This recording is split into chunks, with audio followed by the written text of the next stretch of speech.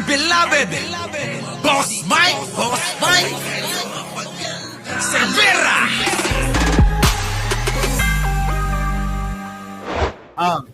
So magpatrolya yung drone 24. Tignan nyo.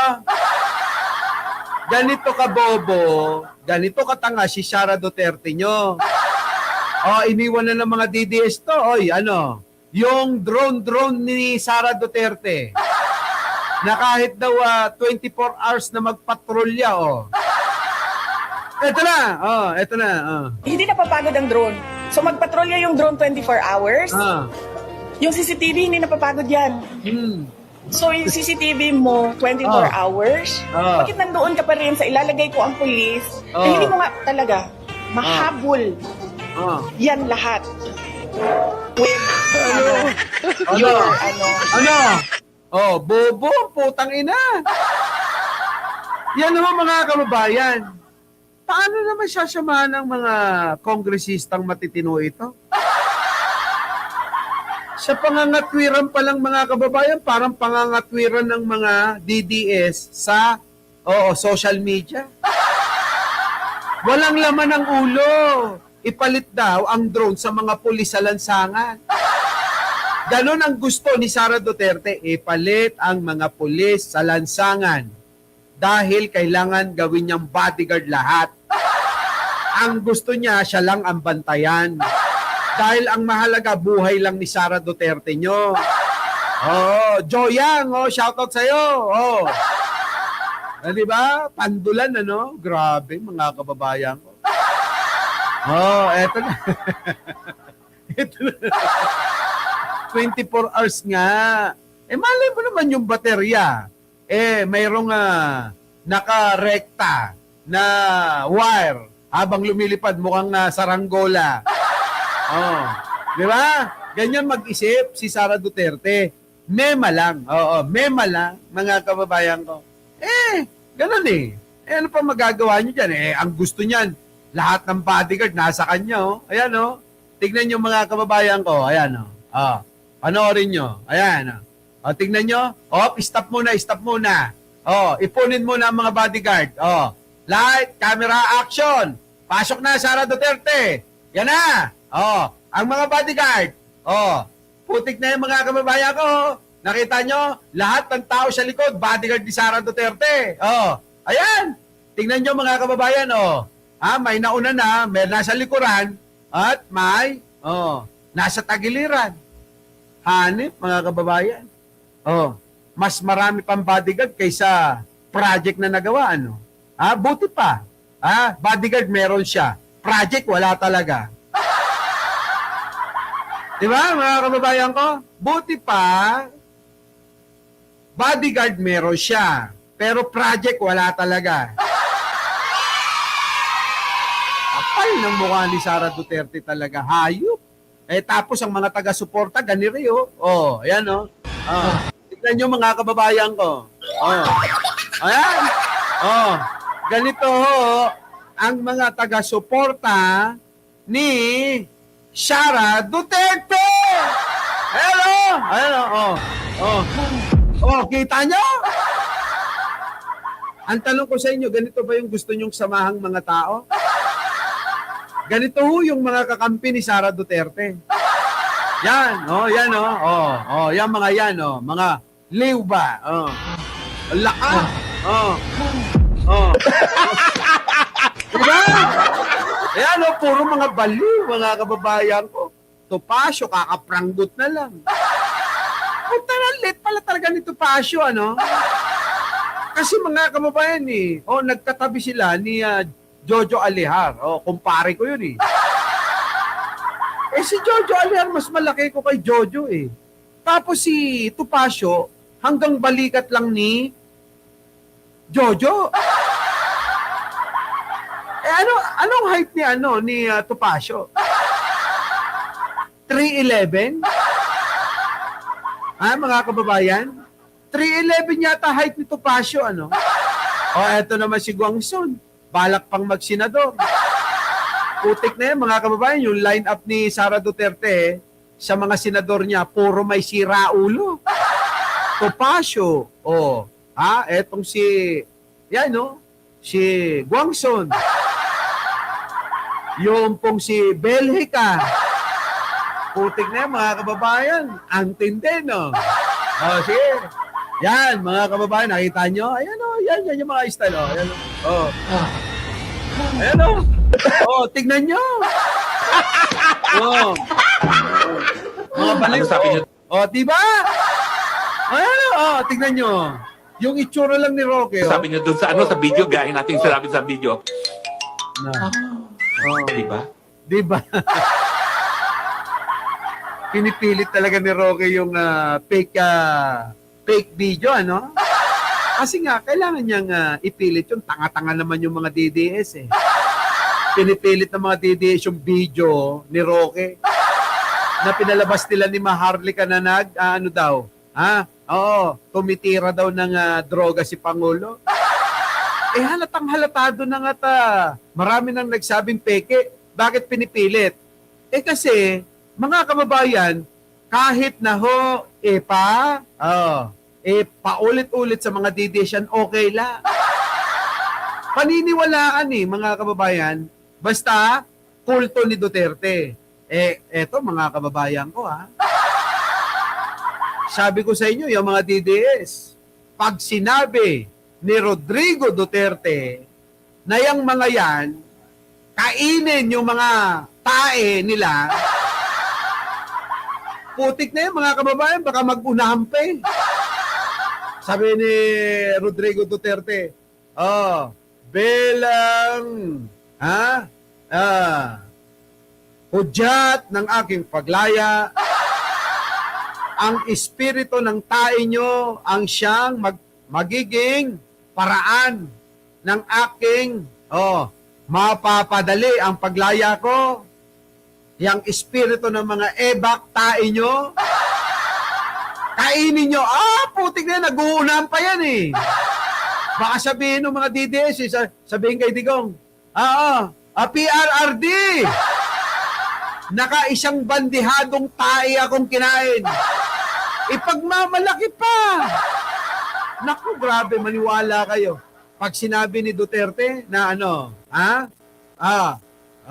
tumalon kayo sa bangin.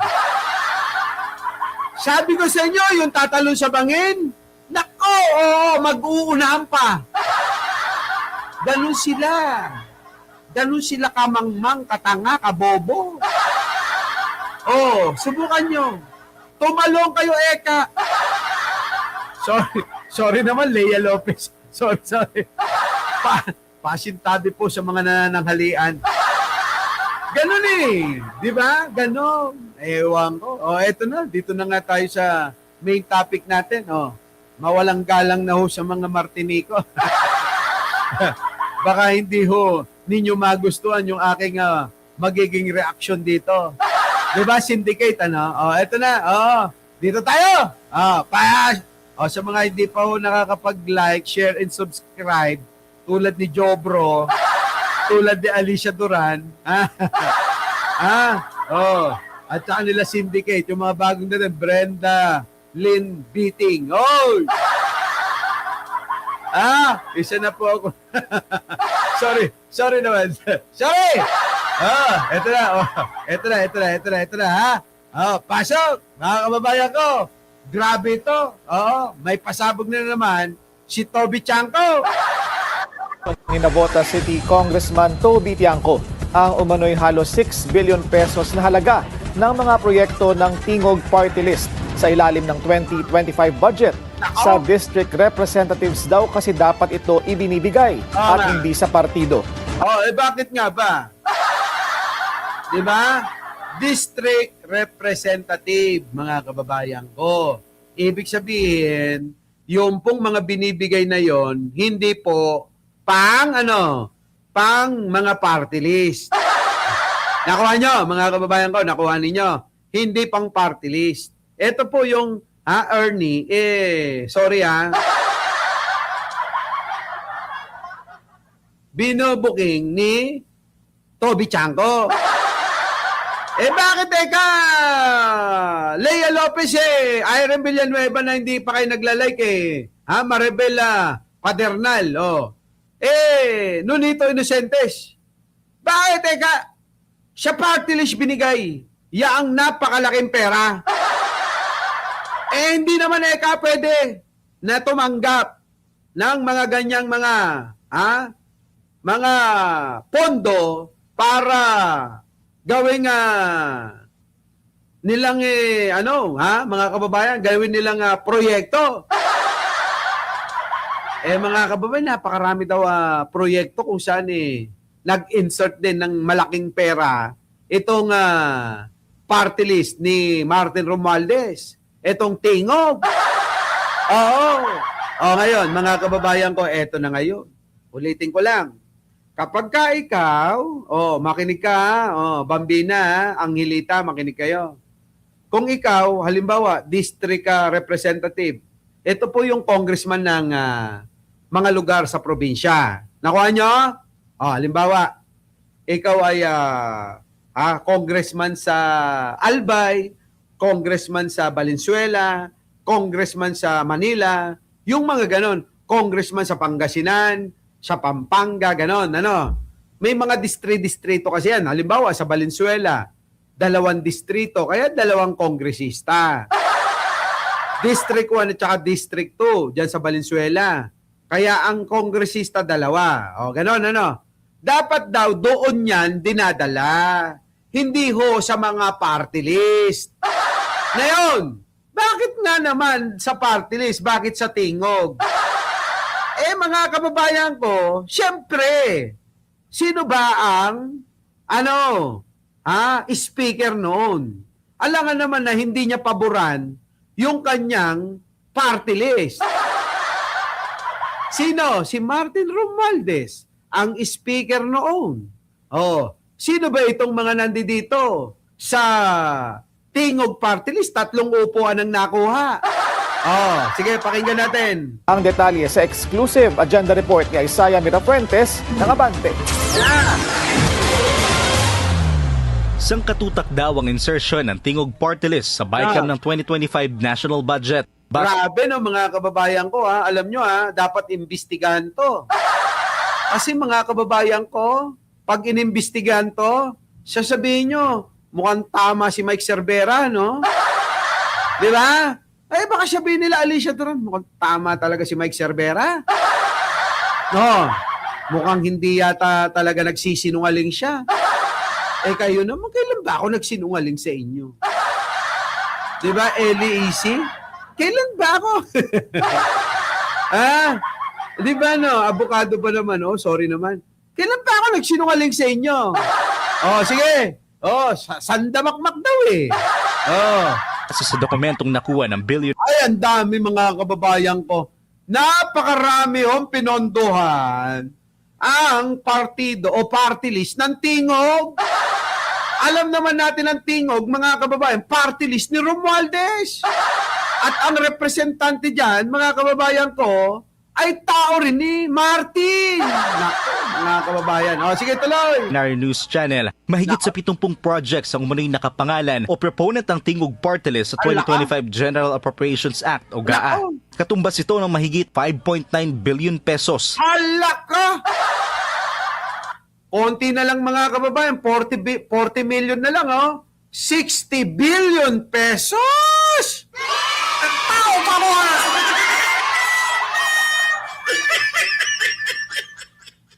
Hay, nako!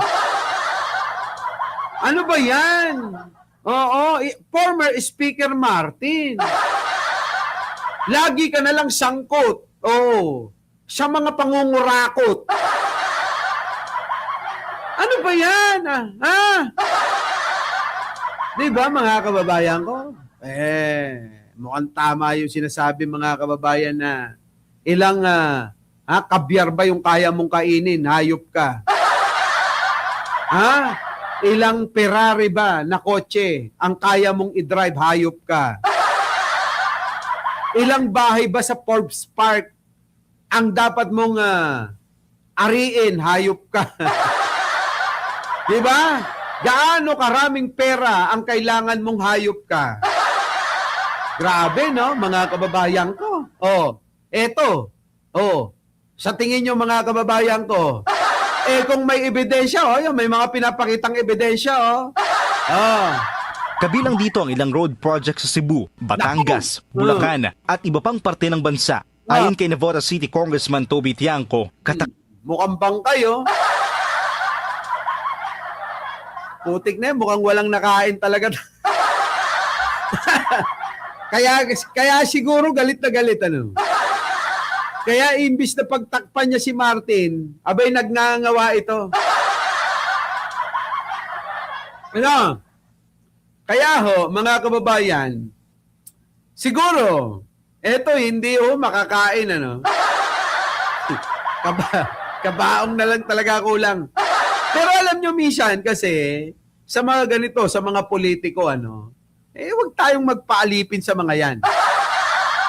Real talk lang tayo, mga kababayan. Kung meron naman puntos, yung pong sinasabi, tulad ng sinasabi niya na nagkausap daw sila ni Martin kausap niya si Saldico at si Martin Romualdez, kausap ni Pangulo, di ba? Hanggang ngayon, wala pa rin namang sinasabi si Pangulo na hindi totoo yan. Wala Ibig sabihin, mga kababayan, sabihin na natin totoo talaga. Na kinompronta ni Pangulo si Saldico at si Martin Romualdez, mga kababayan. Di ba? O, tuloy. kataka at dapat itong ipaliwanag ng mga kinatawan ng tingog. Dahil imbis na ang mga district congressman ang proponent, ibinigay umano ito sa grupo. Kung pagbabas... Kita nyo, mga kababayan ko, bakit napunta sa kanila? Bakit napunta sa tingog? Siya na lumanta, Sir Mike, hindi ako galit. Wala, bakit naman ako magagalit doon? Wala, hindi ako galit sa kanya. Dito lang nagbibigay lang tayo ng opinion natin. Tuloy. Yan ang transparency platform ng DPWH. Hindi lahat ng mga nakalistang umano'y BICAM insertions ng grupo ay na-implement. Bagaman... Yari mga kababayan ko. Ibig sabihin mga kababayan, nasa listahan daw. Tapos hindi naman pala na-deliver o na-implement. Saan napunta pera? Di ba? Saan napunta ang pera? Kasama sa 2025 GAA, hindi raw ito na ibaba for procurement. Tatlo nakaupong representative ng tingog sa Kamara. Sino-sino? Sino yung tatlo na yan? Kabilang dito ang asawa ni dating House Speaker Martin Romualdez na si Martin yung asawa, grabe. Talagang ukon na niya. Yeda Romualdez, anak niyang si Andrew Romualdez. Asawa, anak ng tinapa naman, Kita nyo mga kababayan ko? Asawa, anak, magkakasama sa tingog. At si Representative Jude Asidre. Buti pa to si Jude Asidre, mga kababayan ko. Tingnan nyo si Jude Asidre, buti pa to, Mukhang gumagawa ng mabuti. Diba, mga kababayan?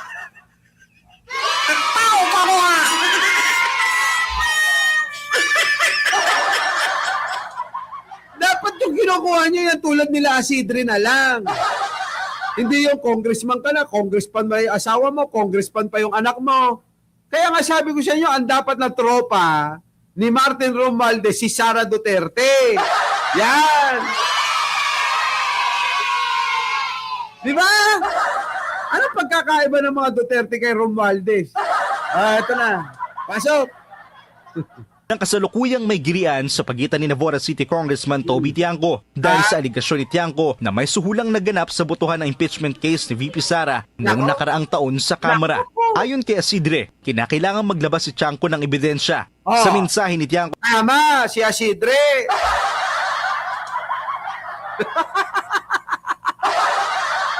Tama si Congressman Asidre dito.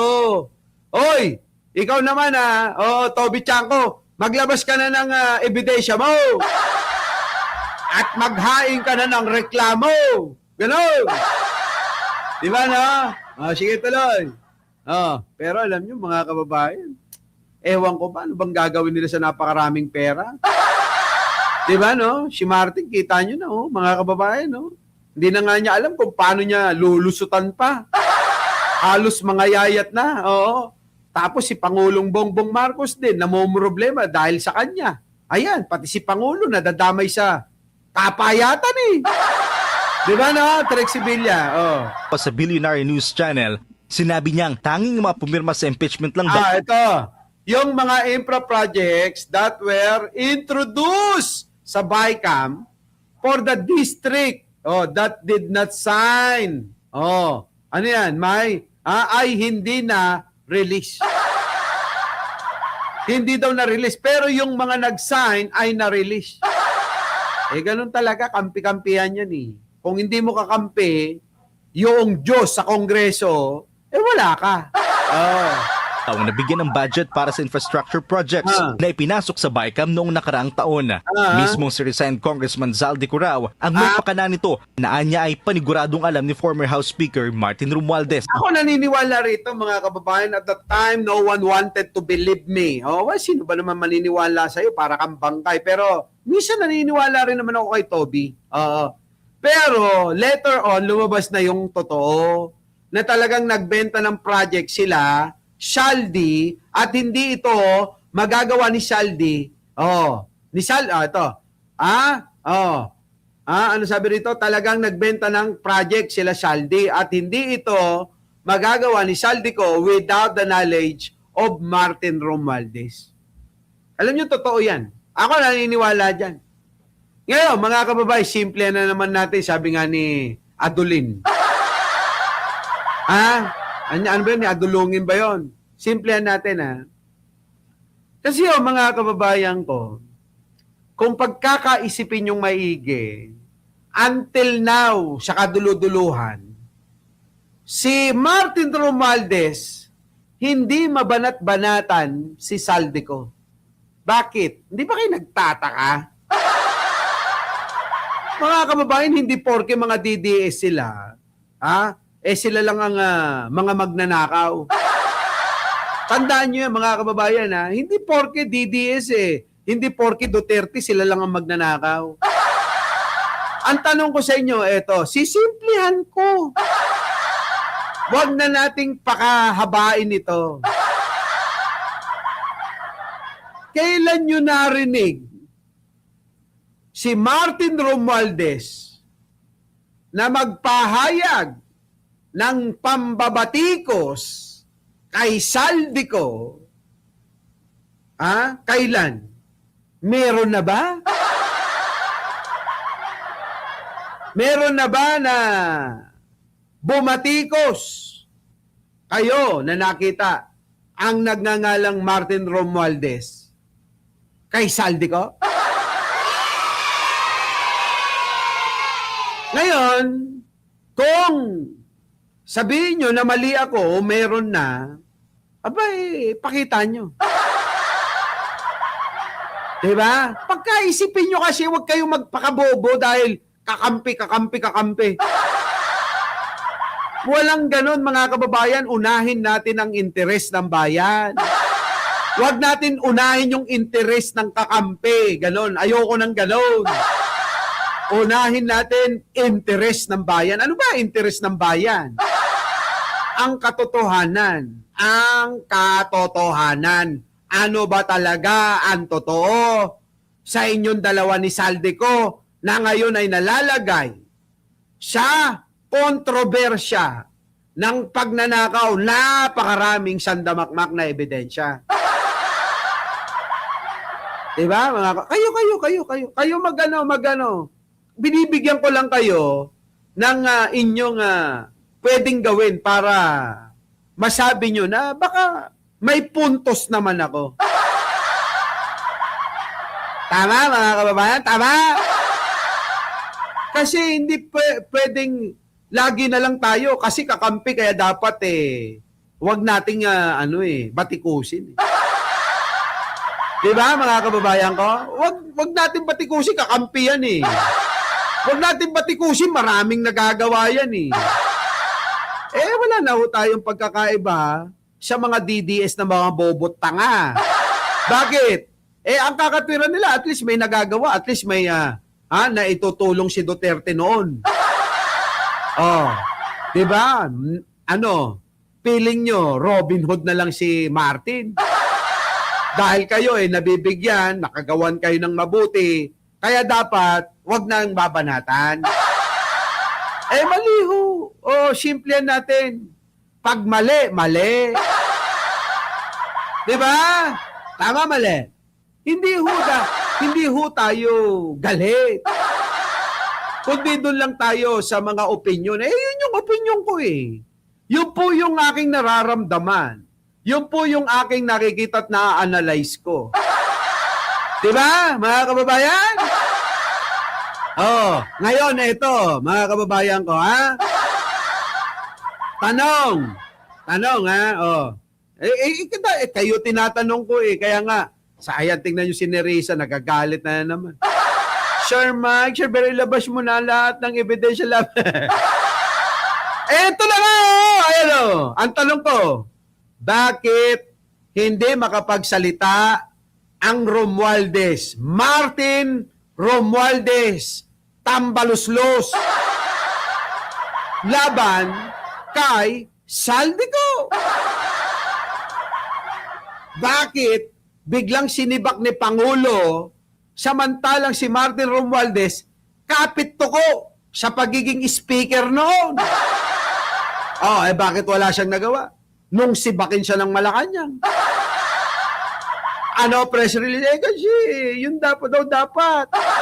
Bakit ngayon gusto na naman bumalik? Ewan ko sa inyo, mga kababayan ko, isipin nyo maigi yan. Di ba? Di ba? Ikaw, Marites Musni. Ayan sabi nga rito ni Bangkay. Mga kababayan, kahit naman kasi DDS ang magsalita, kung meron naman tayong nakikitang tama, tanggapin natin ba?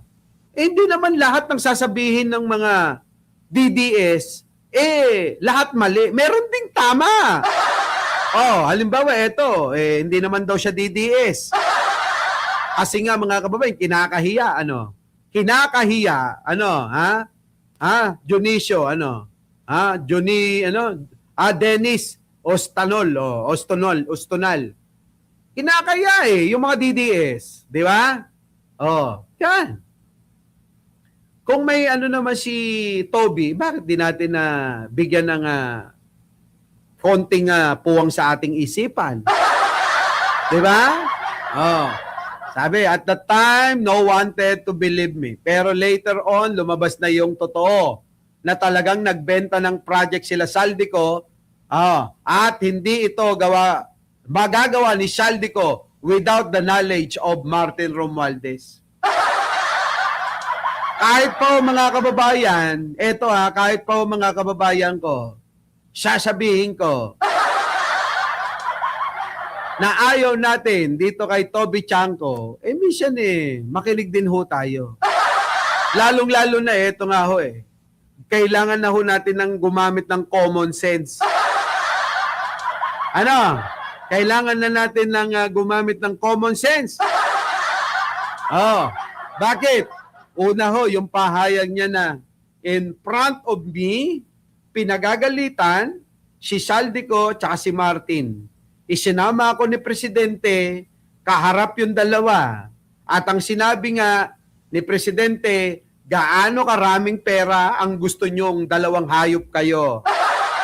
Ikaw, Martin at Saldico, talagang kayo'y sanggandikit, Gaano karami kwarta ang kailangan ninyo? Gaanong karaming kabyar ang kakainin nyo? Yung mga kababayan nating mga Pilipino, hikahos, samantalang kayo, grabe kayo magnakaw.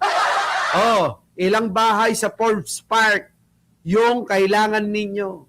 Ilang Ferrari? Mga ganun yung sinabi.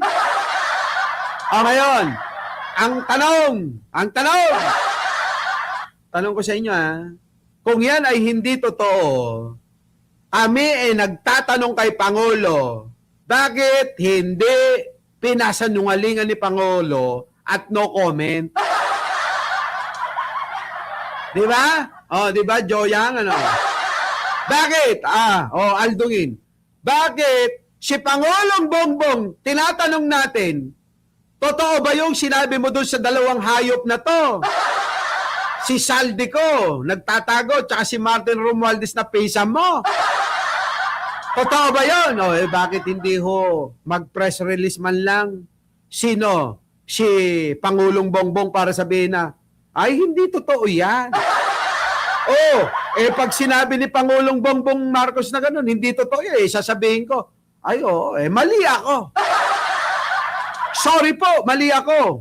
Dahil nagkamali ako, pahiya na ako. Titigil ko ng pagbablog na to. Di ba? Sabi nga ni Benji Bernardo, silence means yes.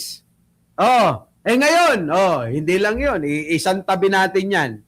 Yaang kwento na nagkita yung apat na yan. Si Pangulong Bongbong, si Bangkay, Tambaluslos, at si Saldico na matakaw sa pera. Ngayon, puntan natin to. Ang tanong ko uli, bakit ho mga kababayan? Kung si Martin Romualdez galit talaga at gusto ng katotohanan, bakit hindi mo inganyohin yung tropa mo na si Saldico ay umuwi na at dito siya magpaliwanag? Nakakuha niyo mga kababayan ko? Ulitin ko ulit tanong, simple uli natin, Joey Salvaboro, Ocean Mother.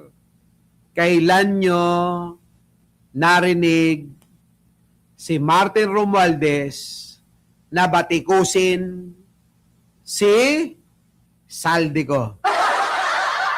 Kailan nyo narinig si Martin Romualdez na nagsabi, na nagsalita laban kay Saldico? Sipin nyo maigi. Bakit hindi makapagsalita? Di ba, mga kababayan ko?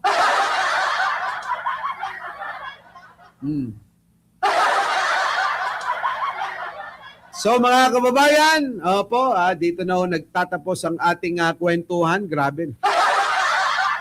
At syempre, mga kababayan, isip-isip. Mga kababayan ko, isip-isip po mga kababayan. Muli, maraming salamat sa inyong pagsama, maraming salamat sa inyong pakikinig, at maraming salamat sa inyong suporta. Ako po muli ang inyong lingkod, Mike Cervera po, lagi nagsasabing, mahalin natin ang ating kapwa, tayo ay para sa bansa. Hindi po tayo para sa politiko. Ang interes ng bansa at mamayang Pilipino ang dapat nating inuuna. Hindi kapakanan ng politiko na sinusuportahan natin, hindi kapakanan ng mga politikong nagbabayad sa inyo, hindi kapakanan ng mga politiko na inuutulan kayo. Ang atin unahin interes ng bayang Pilipinas. Maraming salamat po. Syukran. Our beloved Boss Mike Cervera.